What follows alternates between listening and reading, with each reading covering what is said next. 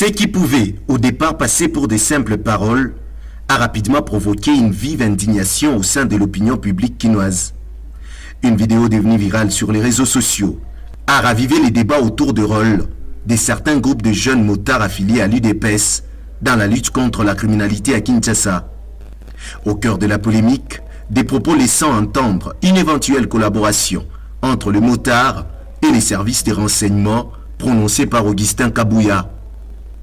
Pour une partie de la population, cette idée est perçue comme une solution pragmatique face à l'insécurité grandissante dans la capitale.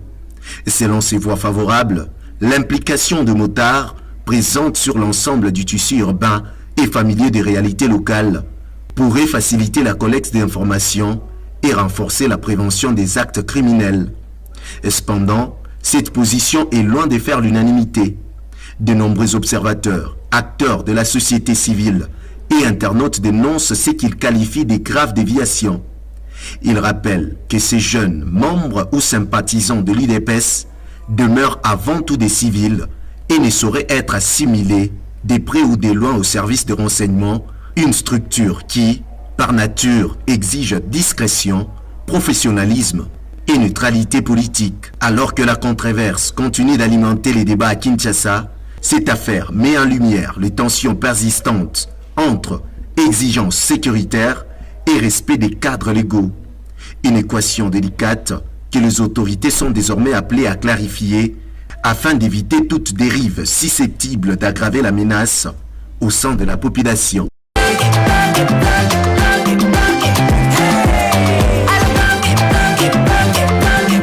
Oyoki elenge ya Congo, tapelema, tapelema, tapelema, tapelema, tapelema, tapelema. Ce qui pouvait au départ passer pour des simples paroles a rapidement provoqué une vive indignation au sein de l'opinion publique quinoise. Une vidéo devenue virale sur les réseaux sociaux a ravivé les débats autour du rôle de certains groupes de jeunes motards affiliés à l'UDPS dans la lutte contre la criminalité à Kinshasa. Au cœur de la polémique, des propos laissant entendre une éventuelle collaboration entre le motard et les services de renseignement prononcés par Augustin Kabouya. Pour une partie de la population, cette idée est perçue comme une solution pragmatique face à l'insécurité grandissante dans la capitale. Selon ces voix favorables, l'implication de motards présente sur l'ensemble du tissu urbain et familier des réalités locales pourrait faciliter la collecte d'informations et renforcer la prévention des actes criminels. Cependant, cette position est loin de faire l'unanimité. De nombreux observateurs, acteurs de la société civile et internautes dénoncent ce qu'ils qualifient de graves déviations. Ils rappellent que ces jeunes, membres ou sympathisants de l'UDPS, demeurent avant tout des civils et ne sauraient être assimilés de près ou de loin au service de renseignement, une structure qui, par nature, exige discrétion, professionnalisme et neutralité politique. Alors que la controverse continue d'alimenter les débats à Kinshasa, cette affaire met en lumière les tensions persistantes entre exigences sécuritaires et respect des cadres légaux. Une équation délicate que les autorités sont désormais appelées à clarifier afin d'éviter toute dérive susceptible d'aggraver la menace au sein de la population. Bonjour, bonjour peuple congolais. Ils ont enrogé les combattants, les bruits du Congo. Dans sa vidéo, Oyo, pour na Augustin Kabouya. Augustin Kabouya, est-ce que vous avez aidé chef de l'État?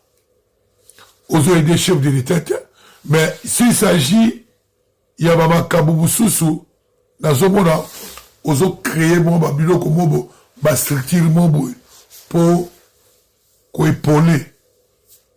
Mais il y a ma Kabouya très important. Vous avez salé le comme au moins dit, les lobes, déjà Snell, yom to sala, tant président pensait que ça la réforme, yom to tchaye, ministre énergie, il avait rien foutu, voyez bien, DG Teddy, le DG actuel, à ça DG la Snell, à ça la intérim la DG, au commissaire ministre énergie, pour la intérêt au binomi balé ou ebani dans le pango à Pesakayo dans un groupe électrogène industriel ou à Pesakayo. Mais le bazo qui s'y est a commis déchet, Moutou a ibi, Moutou a détruit, il n'a rien foutu. Est-ce qu'il y a une idée presse? Moutou Batouazate. Dans le CPA3, dans mon Ogise Kabouya, au Bibi Sabatou. Au Bibi Sabatou, au moment où il va sanctionner qui Joseph Kabila. Au CPA qui n'a pas, dans mon Ogise qui va sortie médiatique, au Bibi Sabatou. Mais si Goyo, Lelo, insécurité, Oyo, et dans la ville à Kinshasa. Ministre, il y a ministre de l'Intérieur, Azali de l'IDPS, il s'appelle Jekme Chabali. Insécurité, et dans la carte à ville à Kinshasa. Ce qu'on dit, c'est la bilo. Donc, on a la démocratie, c'est l'expression de la liberté. Donc, on a soutenu le président Félix, mais dans les bons. Pas dans les mal. Bateau bazan la gouvernement là. Oh bazo sale lo roboté. Gala baron peut toyo kala pété. Na on dénoncer baron pour vous conduire de façon que à l'euro la baron acha batu ya bien. Lelo oyo déjà snel te dit bota attend le site d'Azaraki n'attend ou te dit aé. Voir même ba fonctionnaire agence, ils ont manifesté 2 fois. Pour ma logola, t'es dit. Parce que, t'es dit, par exemple, produit, au Gise Kabouya. Yom Toyana t'es dit, le Raza DG a détourné 42 millions. Parce que, et là, on dit, c'est là pour manifester pour ma logola. Parce que la démocratie, c'est l'expression de la liberté. Moi, il y a une démocratie. Mobutu a créé démocratie, il y a autre chose là-bas. Parce qu'on a ça les noms comme voter. Il y a un bon à voter. Les lois, la monnaie, ont créé strictement pour le changement, il y a constitution. Et ça m'a bêté. Moutou, Ayebi, dégage Azoya, dégage Azoya qui a apporté quelque chose pour l'avenir meilleur. Il y a la République démocratique du Congo. Rappelez dans la manière de la raille. Il y a un moment où il y a une constitution. Il y a Zahir, né à Congo. Bien que Mobutu, Azaki dictateur, mais au moins, tout ça qui est bien, tout ça qui est respecté. Parce que démocratie autre Lukaki, bota la place Mokekei, bota la armée de Koufi, bota la économie de Koufi, bota la lélo, tout ça 28 millions d'alphabets, bota la société, ma entreprise à l'état de Koufi. Or, dans Sénat Zahir, dans Sénat Zahir, tout ça qui a un avion Air Zahir, ils ont ça là. Dans Sénat Zahir, tout ça qui a un bateau, mais lélo, Chani qui Koufa. Chani Metal et Koufa. Snell et Koufi. Régie des eaux, Mawatro. Babylon que Belé Koufi. Ogise Kabouya. Ogise Kabouya. Insécurité, la obscurité. La zone c'est l'Ogise Kabouya, au Bibi Sabatou, pour ma manifester. Pour Jekme Chabali Fakende. DG Snell Fakende. Talaba Lefuma, Talimaso Bobabatou. Insécurité. Kabouya. Le bel insécurité. Le bel Makababoulili. Ingeta.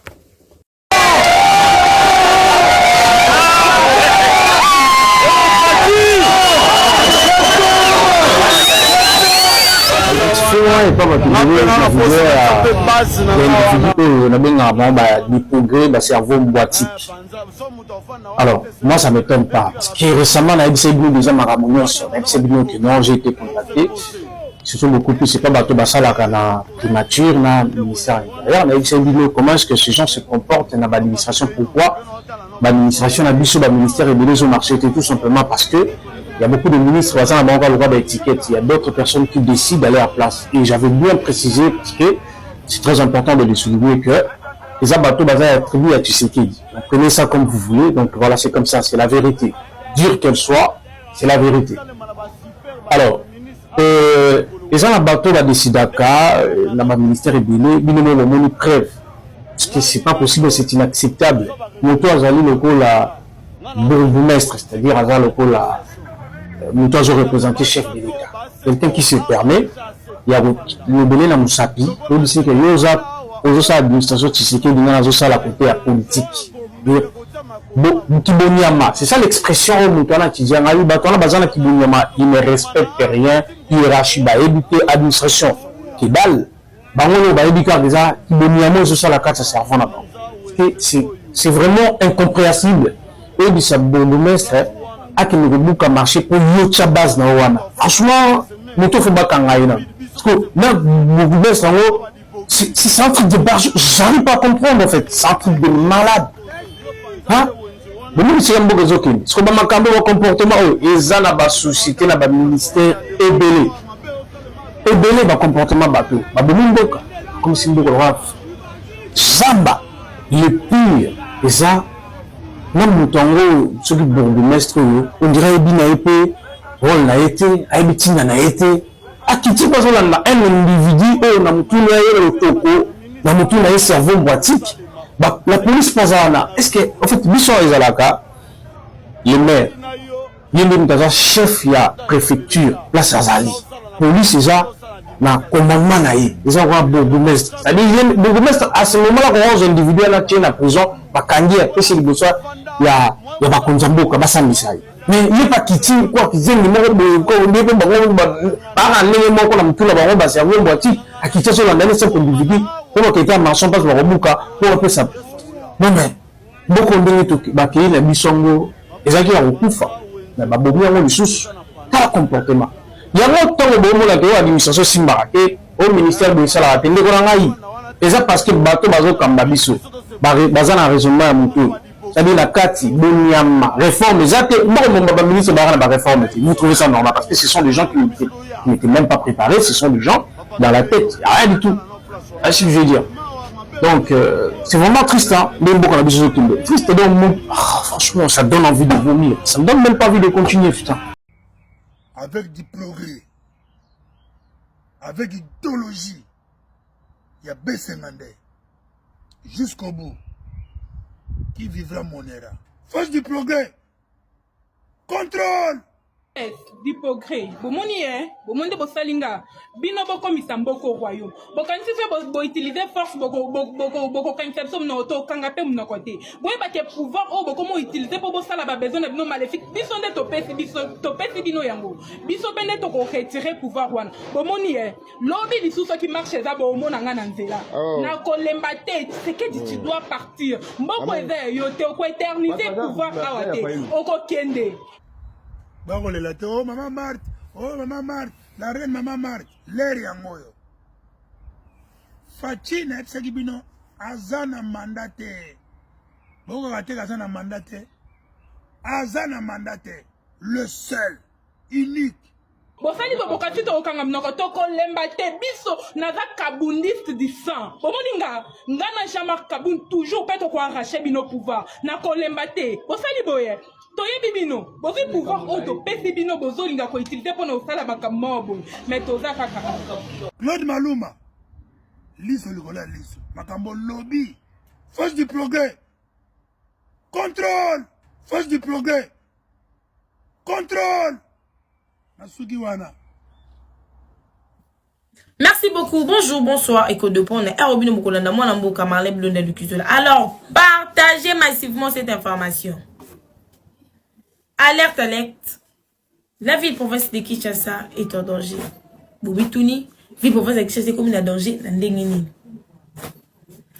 Le président de la République avait ordonné Messier, plutôt le général Kabuk à la tête, il y a task force pour l'assainissement, il y a ville province, il y a Kinshasa. Alors, Tolali, Tolamuki, Tomoni était. Le général a lobby, a déployé 4000 hommes, 4000 formateurs pour l'assainissement, il y a ville province, il y a Kinshasa. Pour être Kinshasa et comme à Bopeto. L'école peuple congolais, ceux qui vont éviter, bateau bazali ko déployer wana. Ce sont de Koulouna. Oyoyo, bakenda formation. Ce sont des anciens Koulouna. Oyoyo, bison de tozali boy. To éviter, est-ce que service à sécurité et zoa qui tombe, il y a aucun de quoi étudier. Les 4000, parce que le bibazo ya lundi. Les 4000 formateurs wana. Bazali batu oyo ba kokosa l'assainissement. To bazali batu ba koya kokoser terre, ba koya kokoser problème na ville province ya Kinshasa. Ya liboso. Yami ba les villes province ya Kinshasa zali ville oyo le président de la République réside. Alors, service à sécurité, il faut boluka bolandela. Une chose, jusqu'à présent, le général a annoncé quelque chose que le gouverneur n'a pas confirmé. Et pourtant, selon l'ordonnance présidentielle, le général Kabuk doit travailler sous l'ordre du gouverneur de la ville-province de Kinshasa, M. Daniel Bumba Lubaki. Alors, vu que le gouverneur ne nous a pas encore confirmé vos propos, Monsieur le général, Yebisa Bisso, ba oyo zali ko déployer, ce sont des formateurs, des anciens Koulouna o bakenda ki formation pona ko remplacer na guerre. To bazali ba formateur oyoyo bakenda ki ko sala masangu pona kanya makasi sesa na ba ope ba sala masangu. To ezali ba oyoyo bakenda ki ko sala ba ban.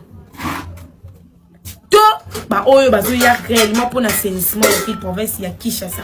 Et puis plus encore au Pessina montant il y a salaire na bango. Ce n'est pas ça le problème. Notre problème de l'itoye ba déployer na yo bazali na critère nini. Il y a ba formateur, il y a masangu, il y a ba formateur, il y a guerre, il y a ba formateur, il y a ba ban. Il y a ba formateur pour na kokomi sa ville province ya Kinshasa Bopeto. Donc pour l'assainissement. Nde motuna nanga ya liboso. Yanga na motuna nanga ya mokolo malelo. Alors, partagez cette information. Le peuple congolais, je viens vous rappeler, eti batu oyo bazalaka na kanya makasi se bakenda formation, ce sont nos anciens Koulouna. O babandaka koboma kokata biso ba maboko. Pona biloko na biso moto sombaka. Alors lelo général Azui Mobeko ya ko déployer bango 4000 s'il vous plaît. On parle pas de 100. On ne parle pas de 200, mais on parle de 4000. 4000 anciens Koulouna. Oh biso service à sécurité confirmé biso te soki bazali éligible pour na koya ko travailler na assainissement. Alors tous en a posé te comprendre. Tous en a posé te comprendre. Avec tout le respect que je vous dois, mon général, tout ça n'a pas ça, il y a Bigano. Parce que Bissot, tout ça, toujours travailler dans la vision, il y a chef de l'État. Merci beaucoup, partagez cette information. À nous revoir à la prochaine numéro. Alors, Tokoya, Toko expliquer Bino, ni les années qu'on s'est passé actuellement.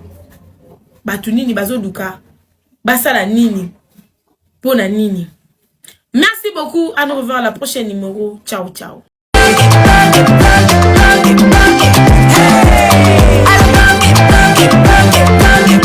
Oyoki elenge ya Congo.